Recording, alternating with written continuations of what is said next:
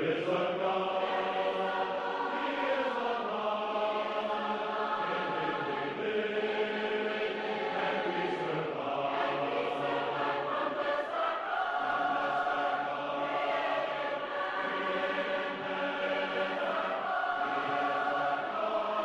few years ago, we first started talking about the subject of the challenge to live a Christian life because it is really, really, truly a challenge. And I ran into some quotes that I think would be apropos before we actually start digging into the scriptures. Mark Twain was noted as saying, 20 years from now, you'll be more disappointed by the things you didn't do than by the ones you did do. So throw off the bow lines, sail away from the safe harbor, catch the trade winds in your sail, explore, dream, and discover. Well, I don't think that's the kind of challenge we're thinking about. Patton on his part said, accept challenges so that you may feel the exhilaration of victory. Kind of interesting when you think about it. Muhammad Ali. It's lack of faith that makes people afraid of meeting challenges. And I believe in myself. Well, I really think that if we're going to accept the challenge of life, while it's good to have confidence in self, our hope has got to be situated somewhere else. If you watch Discovery Channel this week, you know that this week is Shark Week. It's great. I come out into the family room and Linda's got sharks on. And one's eating another one after another one. She watched the movie Mega Shark or Mega something, whatever it is. She watched it. If it's got fins and teeth, she's watching it. So Shark Week is celebrated at our house. We have a big cake. No, I speak in jest. But I saw this cartoon from Far Side where the poor guy knows he's in trouble. He's gotten it from Dave's Discount Diving Sheds, and those cages aren't going to last. And there are times when life seems to be overwhelming. There are times when it seems like all hope is lost. But that's the point. As we talked about a little bit in class this morning, you can never, ever surrender. You can't beat yourself, and you can't allow anyone else to win. And that's key. I thoroughly enjoyed the years that I was allowed to coach baseball for my sons. And I would teach them. And one of the things that I would teach them is that you never, ever let the pitcher win. Never. If it means fouling the ball off, that's what you do.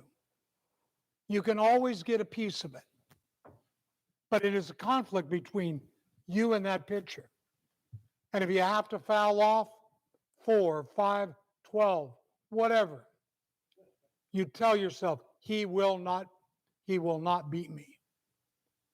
And so all the kids, whether they be first-year players or when I had the opportunity to coach high school kids, that stuck with them. And so when you would go to one of the games that I coached, you would see the batter fouling off pitch after pitch until he got one to hit. And he may not have hit it hard. He may not have hit it far, but he hit. And I remember our oldest son, he was on a team that I coached. And he did that exact thing. Foul off, foul off. And he got the ball just over the head of the third baseman. Ran to first. Got on first, started jumping up and down. I got a hit. I got a hit. It was the greatest thing I think I've ever seen. That sense of individual victory was truly, truly impressive. And I still have it etched in my mind. I got a hit. Well, if you go back into 1 Samuel, the 17th chapter, and you begin looking at verse 4, into verse 7, and then down to 10,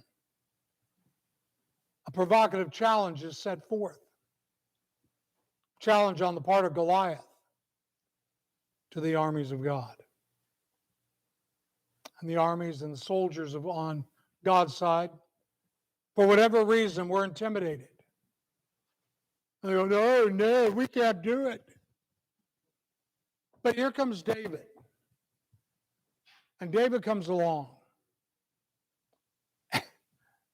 And David, one could say, is precocious, arrogant, but I think he was one who had absolute faith. How dare he taunt the armies of God? How dare? So David accepted the challenge. Well, let's put all this armor on you. Nah, I don't need it. Too big for me, too cumbersome. Let me use what I can use. Let me use what I know. A slingshot. Simple slingshot. But when placed exactly, it's going to bring about total victory. What we have to repel the issues of life is the Word of God. And God said, pointed out in the scriptures, is not my word like a rock? And the answer is yes. Because the Word is the rock, which became the very cornerstone, Jesus, who is the Christ. And we lean on Him. We go back to Him. We find comfort and strength and all things therein. But it took total trust on David's part. Could you imagine going and standing before a behemoth of a man who you knew could crush you like a bug in a rug, and you went up and accepted the challenge? I mean, a monster of a man. I think of the biggest man you've ever been in contact with. For many of you, it might have been Chris Simmons.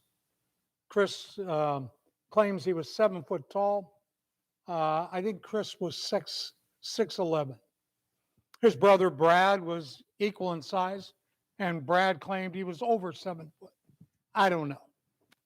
I do know what we did when it was Chris's night before he got married. We all went and played basketball. Chris was on one team, Brad was on the other. And they decided that they were going to get argumentative with one another. So I got between them both. And I'm pushing them in the stomachs. They're swinging at me over my head. I go, no, you guys are Christians. Calm down. It's just a basket hoop game. But to know that was going on over my head was intimidating. And they were big. But imagine somebody larger than that. And not skinny. Who had all the fierce armament of warfare. A sword nearly your size. And you're going up with a slingshot. And then when he won, how great was the victory? And sometimes as we go through life, That's exactly what it seems like. And it is a lifelong challenge. You can't hide from life. You can't. Job, he endured so much. He was brought face to face with the absolute depth of what life could deal with. He was so low that he could have played handball on a curb. I mean, just stop and think of it. Curb out there, handball on it. That's pretty low. He was devastated. Manny, you made my day. He tried to sneak in incognito. It's always good to see you, Manny. And Manny faces challenges too. Challenges that a young man who openly enlisted into the military and all the challenges therein. But we studied about Job. We looked. We saw how he lost everything, including his children. His wife turns to him, curse God and die. And I don't know if she did that out of derision or what. But Job didn't succumb. He endured and he came out victorious. The challenge. The challenge is seen pretty well laid out. Go to Ecclesiastes. And in the 5th chapter, and drop down with me, if you would, into verse 15. As he had come naked from his mother's womb, so he will return as he came. He will take nothing from the fruit of his labor that he can carry in his hand. And this is also a grievous evil. Exactly as a man is born, thus he will die. So what is the advantage to him who toils for the wind? Throughout his life, he also eats in darkness, with great vexation, sickness, and anger. Here's what I've seen. To be good and fitting, to eat, to drink, enjoy oneself in all one's labor, in which he toils under the sun, during the few years of his life, which God has given him, for this is his reward. Now, when we read that, we realize he's not talking about drunken debauchery, but he's talking about enjoying life. And yes, life is fleeting. Life passes so quickly. We're thinking about that this morning, driving down here. 52 years. 52 years. That's a long time. But has it seemed that long? Sometimes it seems longer. But other times it seems that it is just a blink of an eye. Hard to believe Adam's 41. I still remember him in a little seersucker suit we bought him, with a little velvet bow tie, with his hair combed to one side, with a smile on his face, getting ready to walk out the door to go to church. It's a great picture. It's one that's etched in my mind. It's one we were able to capture on film, and it's somewhere in the house. But I look at him now and go, yeah. And then when Judy said he looks just like me, double yeesh. But time passes. And with it, we have all of these things. And our life is going to be measured not in the accumulation of things, but with regard to how we accepted the challenge. Did we try to run from it? Or did we step up and embrace the challenge like unto David? Because it is a challenge to live the life of a Christian. The world is trying to subvert your faith. Everywhere they turn, they're trying to get you to acquiesce. And it is a battle, day after day after day. But you have to be of the mind, you will not, you cannot allow Satan to win. I will not permit it. Just like I taught the boys in baseball. That individual out there is not your friend. If he doesn't give you a good pitch and it looks close, you got to foul it off. Because eventually he is going to wear out and he is going to make a mistake. That's when you win. We have to stand opposed to Satan.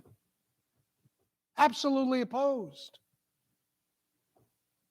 And it is only by leaning on God that we can gain that victory.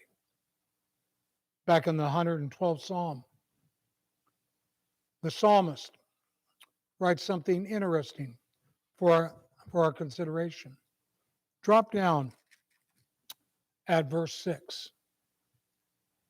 For he will never be shaken. The righteous will be remembered forever. And then the writings of Solomon over in Proverbs 10. Dropping down at verse 11. Solomon writes, the mouth of the righteous is a fountain of life. The mouth of the wicked conceals violence. There's the opposition. How do we respond to the challenges of life? Because what Solomon does in Ecclesiastes, he puts it all in clear perspective. At some point, we're going to pass from this life. And then we're going to stand before God. And we're going to be judged as to how we handled the challenge. There's a game show on, I think it's on NBC. I've watched it a couple times. It's called The Challenge. And any number of contestants are pitted one against another. And you try to figure out who's your competition. And the weird thing about it is you don't want to get too many things right. But you don't want to get too many things wrong. And the only time you really want to excel is toward the end, when it is just you and another. And then you allow yourself to shine, because that's where the money's at. And I sit there and I go, it doesn't make sense. Doesn't make sense. But you know what? Sometimes in life, it doesn't make sense. And that's what we have to be mindful of. That we have to live our life as strong and as vibrant as possible. And I realize this chart's a little bit full. But that's life. Life is full. And each and every day, it's our move. I was teasing this morning in class about playing chess with Bill Devendorf. Bill Devendorf is a master at chess. Master. Only one time in all the times I played him did I stumble into beating him. Linda came to me after class and said, there's a reason why you won only one time. And there's a lesson for you to learn there. And I said, yeah, humility. Humility. I was lucky. But in life, what we've got to be is we've got to be more than lucky. We've got to be knowledgeable. We've got to be strong. And we got to realize that it can get difficult. Turn over to Matthew, the 11th chapter. Christ realized this. As Dan mentioned, as we surrounded the table, that Christ emptied himself into the form of man. The second chapter of Hebrews talks a lot about that. Suffered as we did, yet without sin. And so he knew the challenges. He was tempted with the lust of the flesh. the lust of the eyes and the pride of life, as are we. But he also knew that just sometimes we get worn out. We're tired. Come to me, Matthew 11, verse 28. Come to me, all who are here weary, heavy laden. I will give you rest. Take my yoke upon you. Learn from me, for I am gentle, humble in heart. You shall find rest for your soul.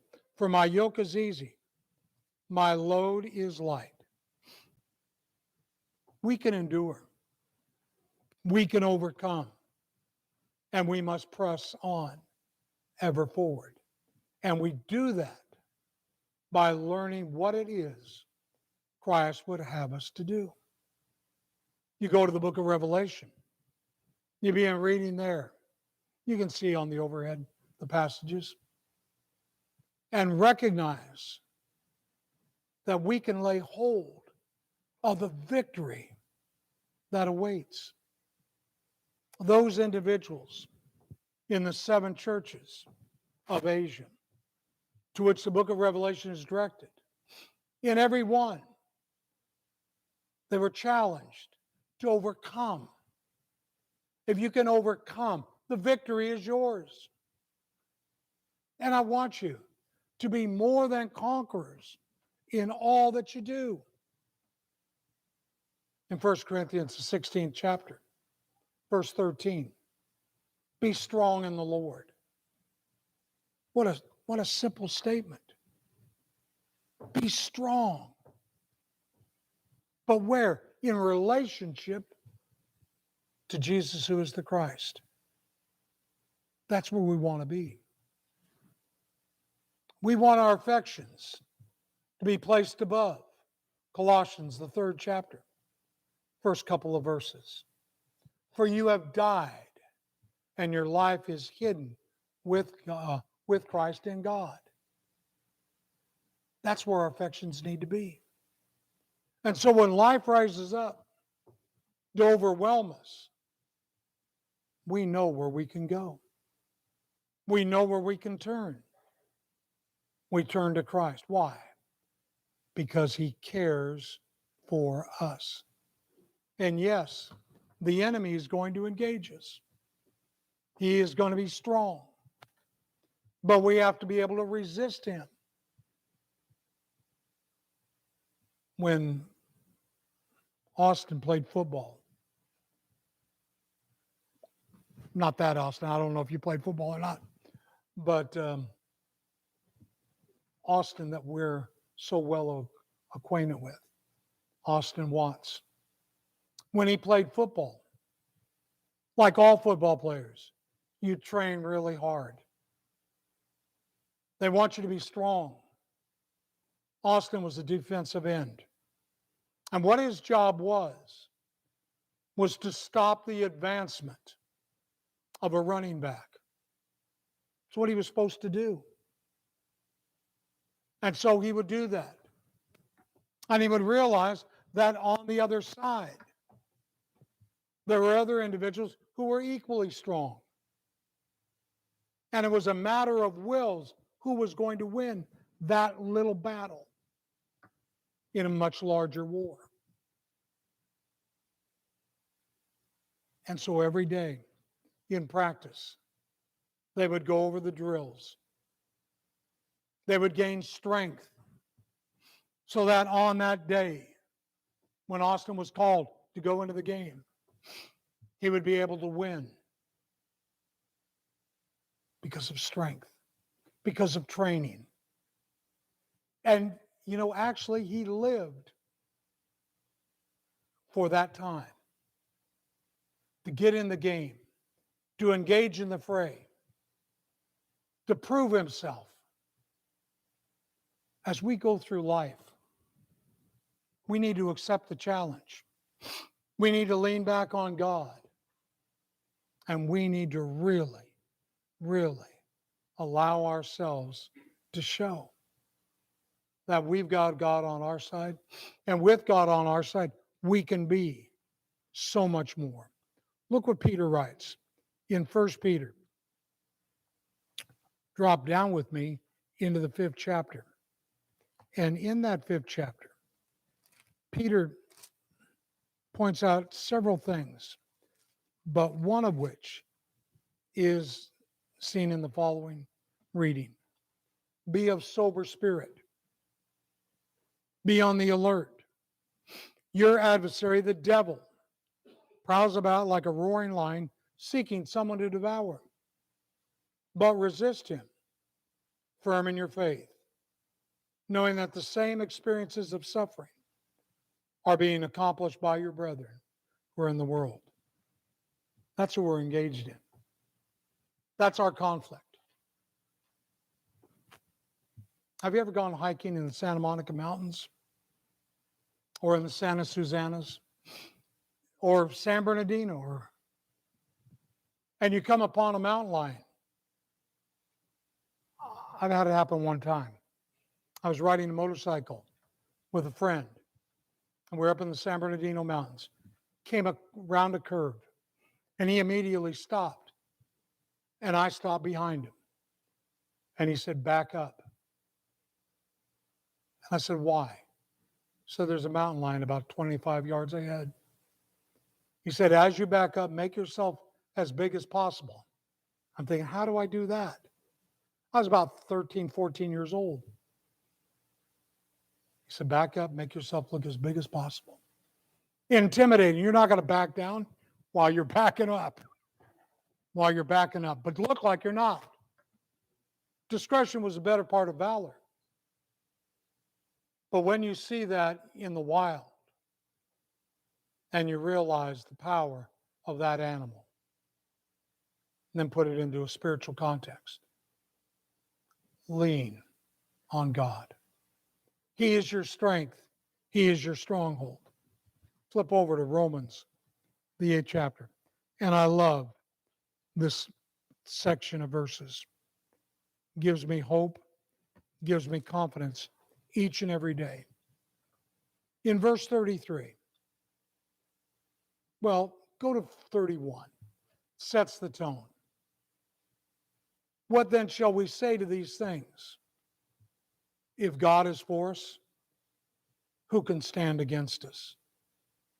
He who did not spare his own son, but delivered him up for us all, how will he not also with him freely give us all things? Who will bring a charge against God's elect? 35. Who shall separate us from the love of Christ?